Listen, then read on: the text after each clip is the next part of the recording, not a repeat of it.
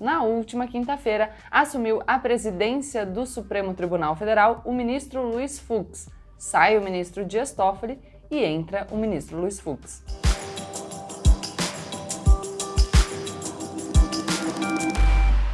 Olá pessoal, como eu sempre digo, a partir de agora, menos emoção e mais razão. Aproveita para se inscrever no canal, compartilhar esse vídeo com seus amigos e deixar o seu like. Bom, hoje a gente vai falar de uma coisa rotineira, que apareceu sem tanta repercussão assim na mídia, mas que vai ser muito importante pelos próximos 2 anos. Na última quinta-feira, assumiu a presidência do Supremo Tribunal Federal o ministro Luiz Fux. Sai o ministro Dias Toffoli e entra o ministro Luiz Fux. Tá, Gabriela, mas por que eu preciso saber quem é o ministro-presidente do Supremo Tribunal Federal? Bom, ponto número 1, porque o Supremo Tribunal Federal julga muitas questões importantes, vocês devem saber disso, aliás. Recentemente, a gente teve a notícia de uma decisão do ministro Celso de Mello determinando que o depoimento do presidente da República seja feito pessoalmente, então indeferindo um pedido de prestar depoimento por escrito. O Supremo Tribunal Federal tem sido objeto das discussões no centro do debate político brasileiro já há alguns anos e é o ministro-presidente do Supremo Tribunal Federal quem vai decidir quais são as decisões, quais são os assuntos que o Supremo vai abordar nesses próximos 2 anos. Então é muito importante. Mas antes disso, vamos falar um pouquinho sobre como são feitas as escolhas dos ministros do Supremo Tribunal Federal para que todo mundo possa acompanhar esse vídeo com o mesmo tanto de informação. O Supremo Tribunal Federal é composto por 11 ministros escolhidos entre brasileiros natos que tenham entre 35 e 65 anos de idade, que tenham notável saber jurídico e reputação ilibada e que serão nomeados pelo presidente da República depois de aprovação por maioria absoluta do Senado Federal. Aqui é importante a gente ressaltar uma coisa. Lembram da minha live com a Anitta, quando eu falei sobre o equilíbrio entre os poderes? Vejam que os integrantes do órgão de cúpula do Poder Judiciário, os ministros do Supremo Tribunal Federal, são nomeados pelo presidente da República, indicados e depois nomeados por ele, portanto, aí uma interferência do Poder Executivo, depois de serem aprovados pela maioria absoluta do Senado Federal, e aqui a interferência do Poder Legislativo. O Supremo Tribunal Federal é o guardião da Constituição Federal, então é competência do Supremo julgar ação direta de inconstitucionalidade, ação declaratória de constitucionalidade, ação de descumprimento de preceito fundamental. É também o Supremo Tribunal Federal quem julga nas infrações penais comuns o presidente da República, o vice-presidente da República, os membros do Congresso Nacional, os seus próprios ministros e o Procurador-Geral da República. É por isso que quando a gente fala da possível prática de uma infração penal comum pelo presidente da República, quem tem que decidir todas as questões que envolvam essa acusação é o Supremo. E é por isso também que os grandes escândalos da política nacional foram ações penais de competência do Supremo Tribunal Federal, por isso que o Supremo também por isso, foi trazido para o centro do debate. A gente tem muitas questões constitucionais envolvendo costumes, enfim, que também estão lá na pauta do Supremo. Por exemplo, a criminalização da homofobia. Tá, Gabriela, mas por que os ministros do Supremo Tribunal Federal são escolhidos e não eleitos? Eu já expliquei para vocês que a gente tem aí uma interferência nesse sistema de freios e contrapesos dos outros poderes da República. Então a gente tem a interferência do Poder Executivo na indicação e nomeação, a interferência do Poder Legislativo na sabatina pela qual passa o candidato a ministro do Supremo no Senado Federal. E, vale dizer, os ministros do Supremo Tribunal Federal também podem sofrer impeachment que vai ser julgado pelo Senado Federal. É fácil? Não, não é. Assim como não é fácil também o impeachment do presidente da República, embora isso, possa ser objeto de alguma controvérsia no Brasil. Mas enfim, só dizendo para vocês. E aqui uma coisa muito importante. Esses controles exercidos pelos outros poderes são controles que têm um limite, e o limite é a atuação dos ministros, desses membros do Poder Judiciário, no conteúdo das decisões. Porque se a gente dissesse que os outros poderes podem tirar um ministro do Supremo Tribunal Federal do seu cargo pelo conteúdo das suas decisões, e sabendo, como a gente já ficou sabendo, que nas infrações penais comuns a competência para julgar o presidente da República e os membros do Congresso Nacional é do Supremo Tribunal Federal, eu estaria dizendo que uma pessoa que se cometeu um crime vai ser julgada pelo ministro do Supremo pode, pelo conteúdo da decisão do ministro do Supremo, tirar ele do Supremo Tribunal Federal. Entender o problema do ministro do Supremo poder ser objeto de uma pressão política? Então, os ministros têm que ter a sua independência, e tem que ter independência também da opinião popular, porque o Supremo Tribunal Federal e os seus ministros têm uma função chamada contramajoritária, ou seja, o Supremo, na hora de decidir, tem que decidir de acordo com o que diz a Constituição Federal e tem que decidir sempre no sentido de preservar os direitos e garantias fundamentais, principalmente no sentido de preservar esses direitos das minorias, para que a maioria não possa se impor sobre as minorias. O Supremo Tribunal Federal, portanto, não tem que ouvir a voz das ruas, essa não é a função dele. E justamente por isso é que o ministro do Supremo não tem que ser eleito, porque senão uma maioria de ocasião poderia esmagar uma minoria. Porque se o ministro do Supremo Tribunal Federal está preocupado em se reeleger daqui a alguns anos, como acontece como acontece com todas as lideranças políticas, a gente teria um grande problema. Eu dei um exemplo quando eu falei no vídeo que a gente trata um pouco sobre a religião. Eu chamei a atenção para o fato de que a gente tem no Brasil uma maioria católica seguida por uma minoria, então cerca de 50% de católicos e cerca de 30% de evangélicos. Vamos supor que os ministros do Supremo Tribunal Federal fossem provocados para decidir questões de mistura entre Estado e religião e que em algum momento alguém propusesse a colocação de uma imagem de Nossa Senhora em todas as salas, em todas as repartições públicas brasileiras. Se a gente tem uma maioria católica e essa decisão fosse agradar a voz da população, os anseios do povo, os ministros do Supremo Tribunal Federal, para agradar essa parcela da população, poderiam submeter todo o restante da população brasileira, por exemplo, os evangélicos que não acreditam em santos, a essa situação? Deu para entender mais ou menos com os exemplos? Então, por isso que os ministros do Supremo não são eleitos, mas eles são indicados e nomeados pelo presidente da República e passam pela sabatina no Senado.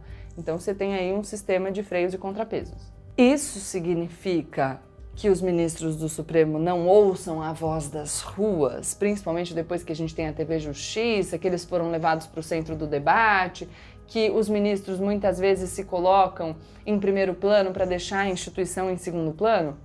Não significa, né? Porque o que a gente tem visto aí é que muitas vezes o Supremo ouve a voz das ruas. Aliás, o ministro Luiz Fux, no discurso dele, falou que o Supremo não tem que ouvir a voz do povo, foi alguma coisa assim, mas tem que ouvir o sentimento constitucional do povo. Sabemos o que isso quer dizer? Não sabemos, né? Mas a gente tem visto aí decisões do Supremo Tribunal Federal que fazem menção expressa, inclusive, ao sentimento, aos anseios da população. Então, a gente tem que separar aqui o mundo do que deveria ser e do mundo que é de fato. Tá, legal. Entendemos então que a função contramajoritária do Supremo Tribunal Federal serve para que a vontade da maioria não seja imposta a qualquer custo. Entendemos que esse sistema, a forma de escolher os ministros do Supremo tem a ver com isolar esses atores da pressão política. E a gente sabe também que o presidente Jair Bolsonaro vai fazer 2 indicações de ministro do Supremo, porque nesse ano se aposenta o ministro Celso de Mello e no ano que vem se aposenta o ministro Marco Aurélio. Então esse é um ponto para a gente ficar muito atento, porque isso vai reorganizar as forças no tribunal e é um assunto muito relevante. Inclusive para que vocês possam acompanhar a sabatina dessas indicações feitas pelo presidente Jair Bolsonaro no Senado, acompanhando os senadores que vocês elegeram para ver se eles, enfim, representam a sua vontade ali na hora de sabatinar o candidato a ministro do Supremo. Outra coisa muito importante, precisa prestar bastante atenção nessa história do Bolsonaro ficar fazendo acenos com a vaga para ministro do Supremo. Então, toda vez que a gente vê uma movimentação no judiciário, a gente ouve na mídia essa coisa de o juiz agiu dessa maneira porque ele está de olho na vaga do Supremo que o Jair Bolsonaro tem. Né? Vocês vão se lembrar, a gente ouviu isso em relação ao Augusto Aras, ouviu isso em relação ao João Otávio de Noronha do STJ quando deu a prisão domiciliar para o Queiroz, a gente ouviu isso, embora, enfim, sem fundamento, mas a gente ouviu isso em relação a quem mais? Ao André Mendonça, a gente ouviu isso em relação ao Bretas, já falei do Bretas? Tá, acho que não falei do Bretas, mas a gente tem ouvido, hoje a gente ouviu até da Damares, né? Hoje em dia eu li umas coisas da Damares. Fiquei aflita? Fiquei, mas a gente ouviu. Então, esse poder que o presidente tem de indicar uma pessoa para um cargo que tem tanto poder, que é ministro do Supremo, então ali integrando o órgão de cúpula do Poder Judiciário, que é um cargo vitalício, isso é usado como moeda de barganha. Quando a gente está falando do Procurador-Geral da República, que vai ser o responsável por acusar o presidente da República, olha que importante que é essa história da barganha. A novela do Moro também. Olha o pilão! Ô, pilão! Agora eu gostei, Pilão me lembrou aqui do Moro, o Moro que disse, prezada, não estou à venda, para Carla Zambelli. Um dia, o candidato a ministro do Supremo foi o ex-juiz Sérgio Moro, o ex-ministro Sérgio Moro, mas aí eles brigaram e tal, a relação não andou tão bem. Legal, Gabriela, mas então, quem é o Fux? O Fux foi advogado, foi promotor de justiça no Rio de Janeiro e foi juiz estadual. Passou um tempinho pelo Tribunal de Justiça do Estado do Rio de Janeiro e depois foi nomeado para o Superior Tribunal de Justiça pelo ex-presidente Fernando Henrique Cardoso. Para o Supremo, ele foi nomeado pela ex-presidente Dilma Rousseff. O Fux, eu diria que a principal característica dele é que ele é um corporativista, juiz de carreira, é um cara que indicou a filha dele para um cargo no Tribunal de Justiça do Rio de Janeiro, tem uma reportagem da Malu Gaspar na revista Piauí, falando que era o que ele podia deixar para ela, então essa história de uma magistratura passada de geração em geração. O Conrado Hubner Mendes é um cara que fala muito disso e é ótimo para vocês acompanharem, então sugiro sempre que vocês acompanhem as colunas, os tweets, a Malu Gaspar também maravilhosa nas reportagens na revista Piauí. Então o Fux é esse cara que colocou a filha dele, que era advogada, num órgão do Poder Judiciário, porque tem a questão do quinto constitucional, enfim, eu tenho que explicar num outro momento, mas o tribunal pega alguns advogados para transformar em desembargador. A filha dele foi transformada em desembargadora, enfim, e a forma como ele defendeu essa indicação é um problema. Outra característica do Fux, já falei disso para vocês no vídeo que eu comento o caso daquele desembargador de Santos, o que fala francês, né? Enfim. Nem sei como me referir a ele. Enfim, o Fux, já ministro do Supremo, concedeu uma liminar num processo em mais de um processo, garantindo auxílio moradia, o pagamento de auxílio moradia aos juízes em 2014. E só revogou a sua liminar, o caso ainda não foi julgado definitivamente, só revogou essa liminar em 2018, depois que o ex-presidente Michel Temer concedeu um reajuste no salário, na remuneração dos juízes. Ou seja, olha só, a gente estava usando o auxílio moradia como aí uma compensação pela falta de reajuste. Quando o ex-presidente Michel Temer concedeu esse reajuste, aí o Fux revogou a sua liminar. E aí, isso, obviamente, num momento em que o Brasil passa por uma questão delicada nas contas públicas, né? Então, enfim, tá vendo aí o interesse dos seus. Vamos lembrar que isso é muito importante nesse momento, que a gente teve um envio recente da reforma administrativa vindo do Planalto para o Congresso Nacional, e que tem impacto também no Poder Judiciário em relação aos servidores, algumas questões relativas a férias, por exemplo, mas que ainda falta uma proposta de reforma administrativa que atinja os juízes. Aí tem uma questão do Congresso falando que não podia fazer isso, e depois quem pode propor uma proposta de emenda à Constituição. Sugiro que vocês vejam o vídeo da reforma administrativa, mas sabendo que o Fux agora, como ministro-presidente do Supremo Tribunal Federal, é um ministro com histórico de corporativismo, de proteger a sua classe. Lembrando que a gente teve uma entrevista do Paulo Guedes recentemente falando que a gente tem que aumentar o teto do funcionalismo público, e quem determina o valor do teto é o ministro do Supremo Tribunal Federal. A gente pode ter aí uma austeridade fiscal de ocasião, sabe? Aquela história no Brasil, a gente tem problema nas contas públicas, então a gente precisa fazer uns cortes de gasto. Que corte que a gente vai fazer? O corte do gasto com a pessoa que já é mais pobre, né? Porque o pessoal aqui de cima a gente mantém numa boa. Fux é um lavajatista, isso é importante porque a gente tem assistido aí um esvaziamento da Lava Jato, a gente já também falou disso em outros vídeos aqui no canal, mas acho que mais importante que a postura do Fux vai ser a gente avaliar quem vão ser as indicações para o Supremo Tribunal Federal feitas pelo presidente Jair Bolsonaro. Fux é um lavajatista, vocês sabem, é só vocês lembrarem das mensagens publicadas pelo Intercept, "In Fux we trust".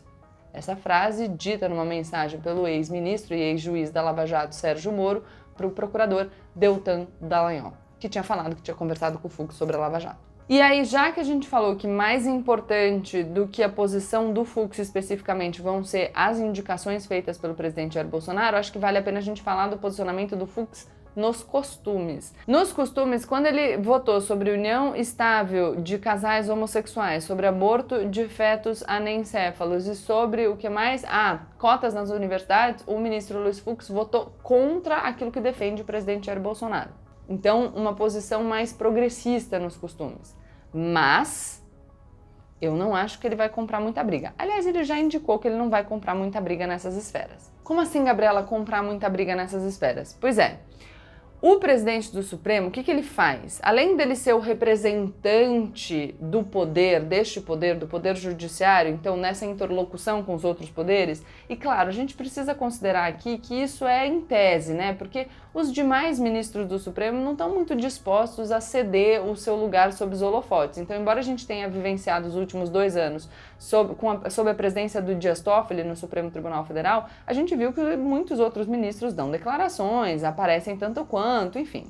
Mas o ministro-presidente do Supremo Tribunal Federal faz uma coisa muito importante, que é controlar a pauta. Em virtude da pandemia, a gente teve uma consequência no Supremo, que foi a ampliação do espaço do plenário virtual. E no plenário virtual são os ministros relatores dos processos que escolhem a ordem, então qual processo vai ser colocado em pauta. Mas as questões mais sensíveis, de qualquer forma, vão ser decididas no plenário presencial, e aí o presidente do Supremo Tribunal Federal tem o poder de pauta, ou seja, ele tem o poder de decidir o que vai ser discutido pelo Supremo Tribunal Federal.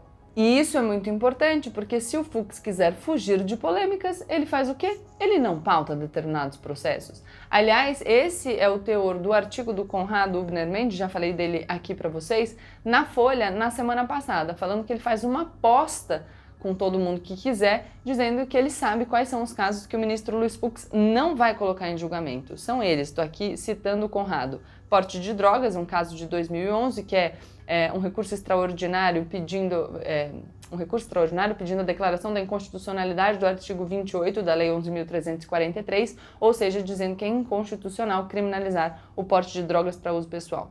O estado de coisas inconstitucional das prisões, ação de descumprimento de preceito fundamental número 347? Talvez, não sei. Mas é só colocar no Google. O caso que discute a interrupção da gravidez, o juiz de garantias, que aliás foi ele que suspendeu, né, a implantação do juiz de garantias, e o decreto de armas. Então, desculpa, interrupção da gravidez, caso de 2017, juiz das garantias, caso de 2019, decreto de armas, caso de 2019, e estado de coisas inconstitucional das prisões, caso de 2015. Eu acho que o Conrado tá certo, e eu digo isso porque o próprio Fux, numa palestra na Congregação Israelita Paulista, disse o seguinte: quando estão em jogo valores morais e razões públicas, o judiciário deve contas à sociedade, deve escutar a sociedade. Olha aí o problema de escutar a sociedade, né? Que a gente já falou mais cedo no vídeo. Pois é, como é que vai descriminalizar drogas se a sociedade não aceita? Ou ele bota o caso em pauta e aí ele vai ter um problema, porque não é função do ministro do Supremo ouvir a sociedade, ou ele faz aquele, o quê? O bypass, né? O passa-moleque, que é não coloca o caso em pauta para não ter que decidir. Então, é basicamente isso. Eu queria dizer para vocês um pouco como funciona a escolha dos ministros do Supremo Tribunal Federal, por que é importante a gente saber quem vai ser o ministro-presidente do Supremo Tribunal Federal, o que faz o presidente do Supremo, qual que é o poder que ele tem, e principalmente para falar sobre esse poder de pauta, de decidir aquilo que vai ser julgado pelo Supremo, quais são as questões sensíveis que a gente tem, e principalmente para que vocês prestem bastante atenção nessas 2 indicações que vão ser feitas pelo presidente Jair Bolsonaro. É isso, espero que vocês tenham gostado. Se gostaram, deixem o like de vocês, se inscrevam no canal e compartilhem o vídeo com seus amigos. Beijos! In Fux We Trust. Ou não.